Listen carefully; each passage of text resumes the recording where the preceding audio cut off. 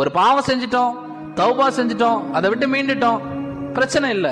ஆனா பாவம் தெரியும், தொடர்ந்து அந்த பாவத்தையே செஞ்சுக்கிட்டு இருக்கான் பாத்தீங்களா, அதுலயே இருப்பான். வட்டி வாங்குவான், அந்த வட்டியிலேயே இருப்பான்.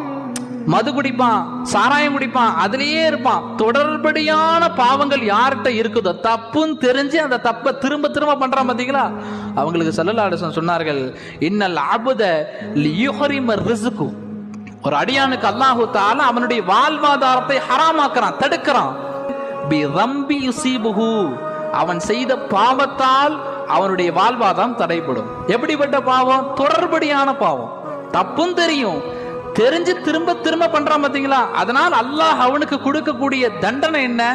அவனுடைய நியாமத்துகள், அவனுக்கு வரக்கூடிய ரிஸ்குகள் எல்லாம் தடைபெறும். கஷ்டம், வறுமை, நெருக்கடியான சூழ்நிலை, எல்லாத்துக்கும் யார் காரணம்னா நம்ம செய்யக்கூடிய பாவம் தான் என்று அல்லாஹ்வுடைய தூதர் ஸல்லல்லாஹு அலைஹி வஸல்லம் சொல்றாங்க.